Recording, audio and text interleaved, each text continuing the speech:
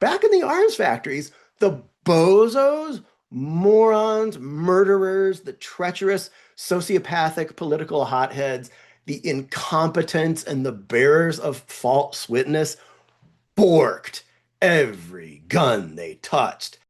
Hello, friends. Welcome to Type 56, the story of China's army. I'm Jason Clower.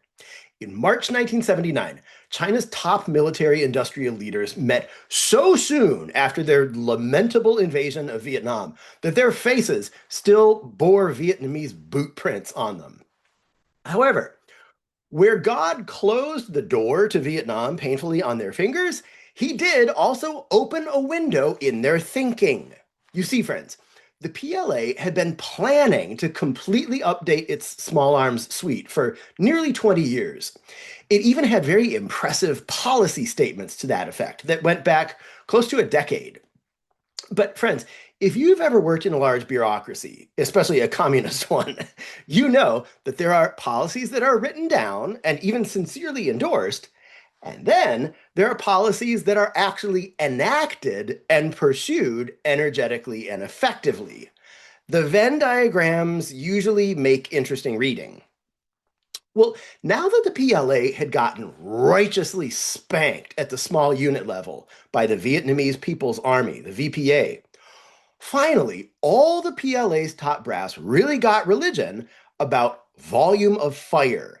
And at last, the octogenarian marshals stopped grousing that if soldiers had select fire weapons, they would just spray away all their precious ammunition prodigally. Apparently, down in Vietnam, they had learned that what they really needed to be afraid of was that their soldiers would have leftover ammunition recovered from their dead bodies because yet another PLA unit had gotten surprised in the tall grass by the heavily armed VPA, who apparently thought that the best use of their ammo was to actually shoot Chinese troops. So up in Beijing, the brass must have been thinking, thank heaven that this debacle happened in an away game in Vietnam and not an invasion of our turf by our real number one enemies, the Soviets. Because if that had happened, the Soviets would be drinking vodka shots off of Chairman Mao's macabre glass sarcophagus right now. So they figured, let's look at our own modernization plans and let's actually pursue them wholeheartedly this time. Well, the plan that they dug out was weird, but good. Roughly speaking, it was a crawl, walk, run strategy for their small arms. They were already ready to crawl. They had Type 56 AKs, and sure, even though those were old and clunky and not accurate enough, and actually more brittle than most people know, still, those clunky AKs were good enough for the Vietnamese to use against the Chinese.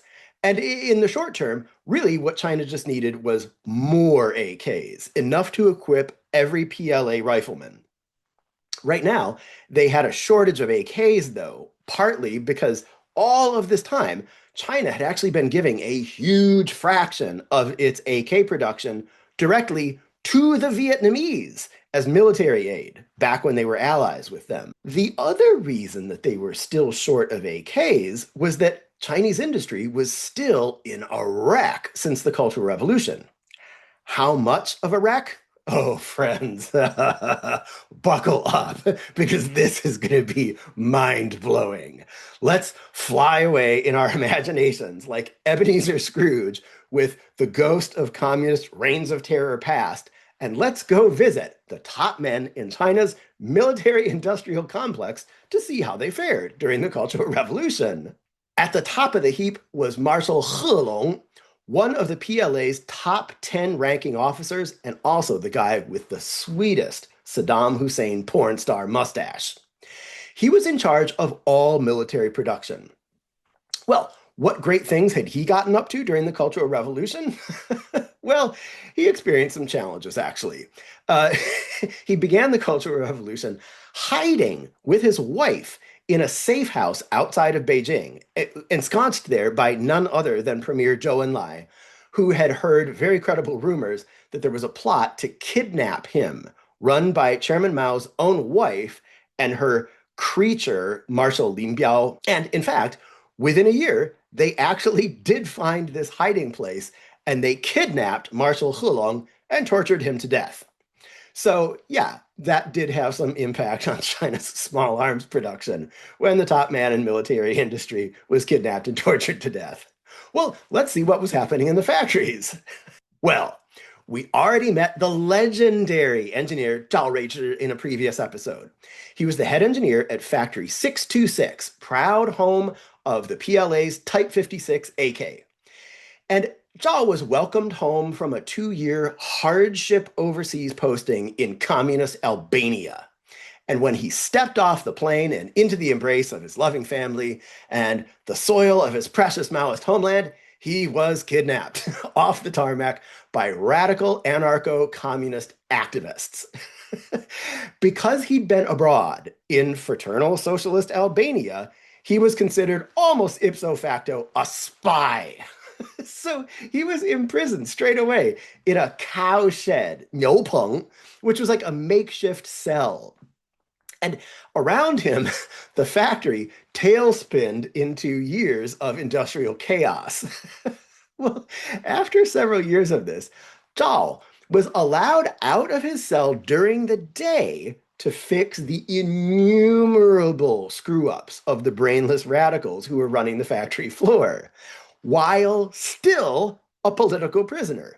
And while doing that, he actually invented a number of great metallurgical workarounds for China's industrial bottlenecks, having to do with their shortages of certain minerals and important metals. And years later, after he was rehabilitated, that is, people admitted that he had never been a spy or a criminal to begin with, after that, those inventions actually won him retrospective awards and patents, which, again, he had won while a political prisoner of Maoist terror.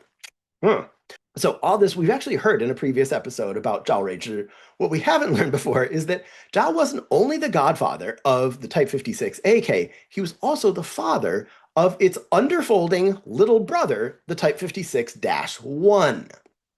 That got off to an okay start in 1963, and the quality even survived his absence for a little while.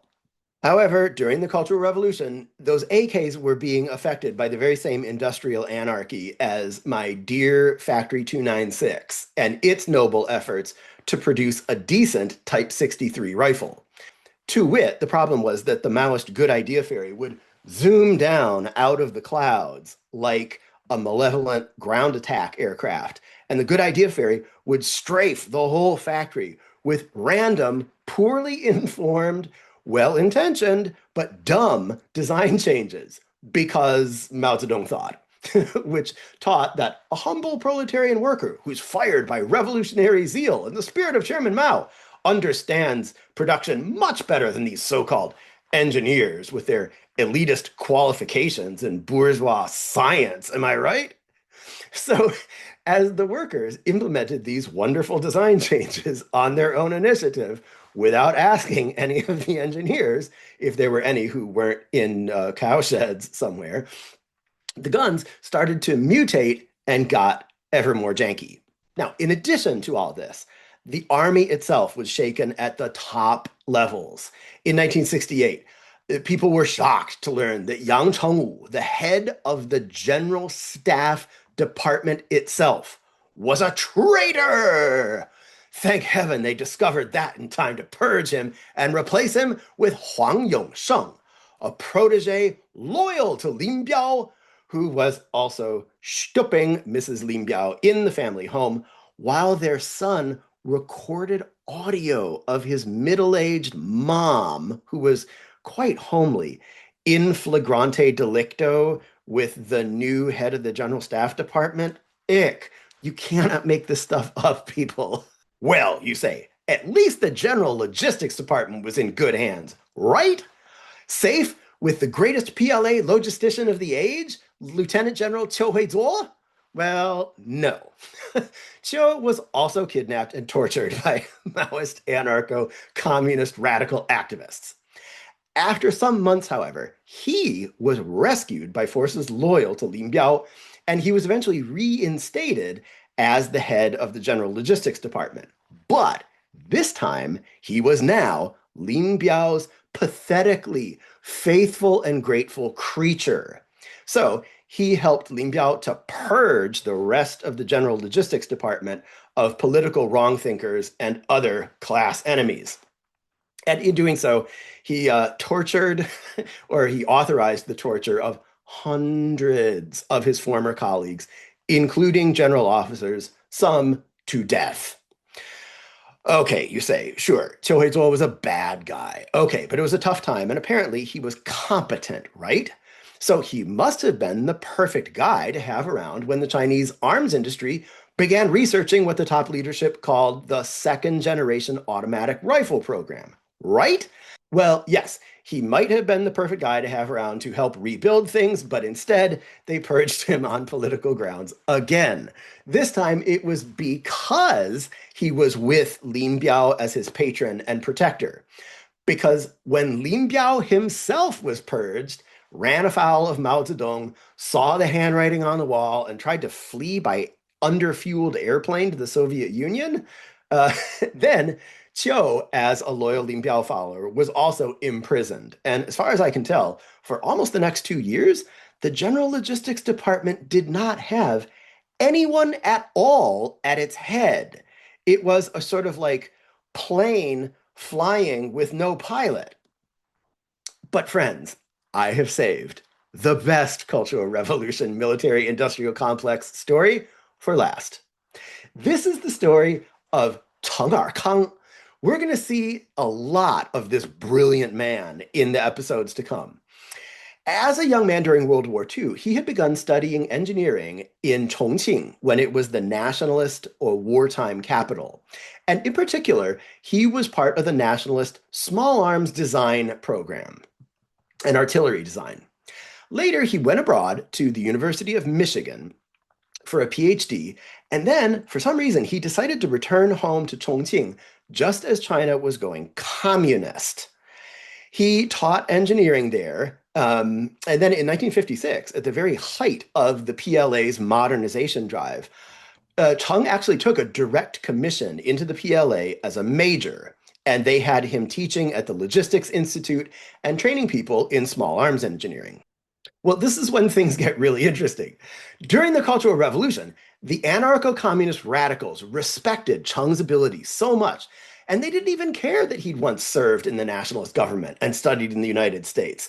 So, just kidding. You didn't actually believe that, did you? No. If you're a fan of this channel, you know that no one was safe in the Cultural Revolution.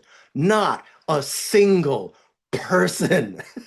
So, of course, Cheng Erkang was imprisoned in a cowshed, a niupeng, again, a makeshift prison cell. And then he was shipped away, way far away for labor reform to a place so remote, so foul and barren that I'm just going to have to use a nasty word. So hide your kids, hide your wife. They sent Cheng to butt fucking wilderness in these mountains that separate Inner Mongolia from this even more desolate Central Asian hellscape called Ningxia. Friends, in the 1960s, it took a special kind of hellhole to be so awful that it formed only the border of Ningxia, as if it were so especially barren and bad that it wasn't even allowed inside Ningxia proper, a place already out of Dante, where even the CCP wouldn't deign to test nuclear weapons. So there was one of China's most gifted, highly qualified small arms engineers getting reformed in the ninth layer of desert exile, while back in the arms factories, the bozos, morons, murderers, the treacherous, sociopathic political hotheads, the incompetents, and the bearers of false witness borked every gun they touched, egged on diabolically at every turn by the Maoist good idea fairy. And this continued for over 5 years until 1971, when Cheng was brought back to his factory for re-education in situ on the premises. Friends, if you can read between the lines, this means that they waited for the factory to go into almost complete free fall. And then, helpless, they brought Cheng Arkang back as a political prisoner to clean up their mess, just like they did with Zhao Ruichi at Factory 626. And they called that re-education. Well, finally, after Mao died, thank heaven, Cheng Arkang was brought up to the Beijing suburbs to what the histories refer to cryptically as a certain research facility. Friends, I will bet a couple of 大团结, which used to be worth a lot, that is the very research facility where I first learned to shoot a pistol, where I first handled a Type 56. And I have so many happy memories of that place. Anyway, that became Cheng Arkang's new shop. And we are about to learn a lot about him and that place. But to pan back for a moment to the big picture, because you have to eat your historical vegetables, friends.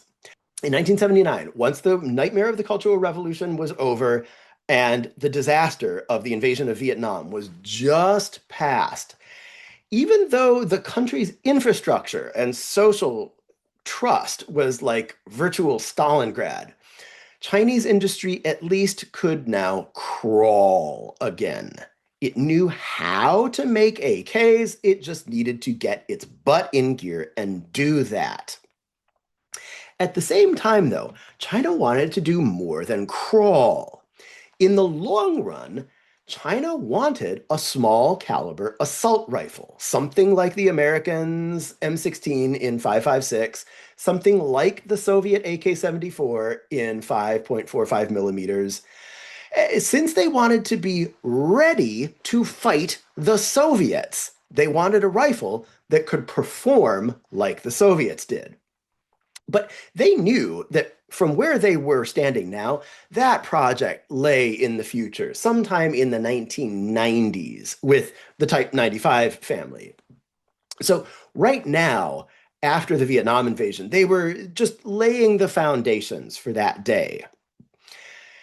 In the interim, between the momentary rush to build more AKs and the long-term goal of having an actually modern small caliber assault rifle, before they could run with that Type 95 family, they needed an interim weapon, a stopgap rifle, something that could still fire their existing stock of 7.62 by 39 millimeter ammo.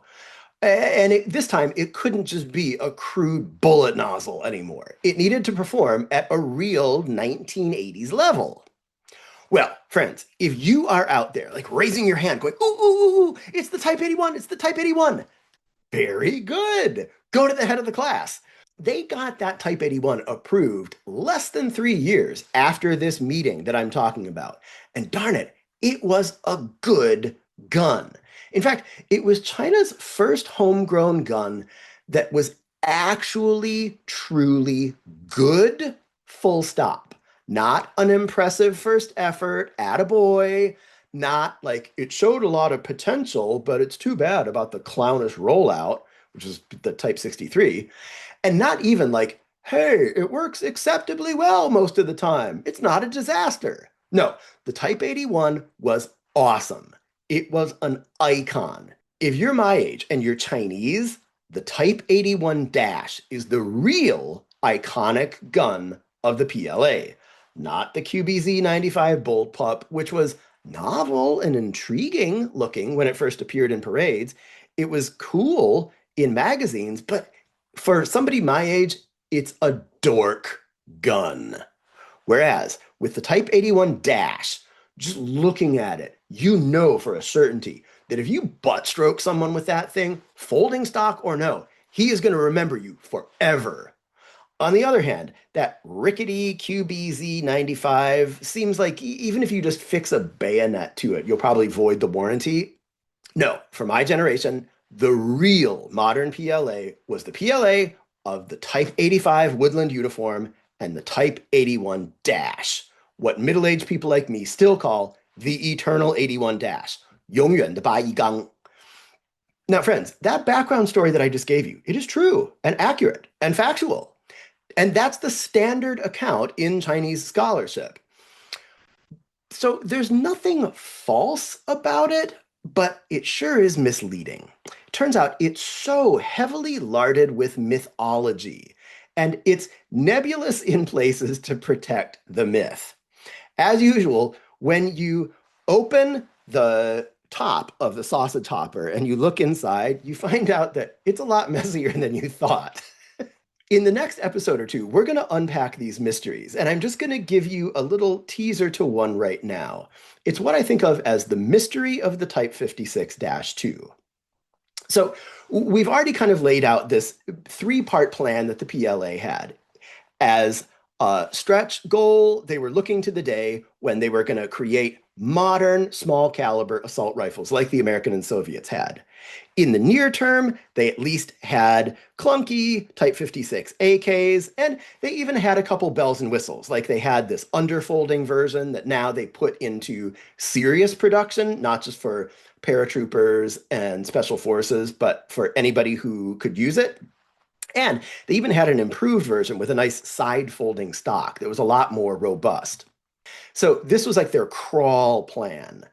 And the Type 95 was its run plan.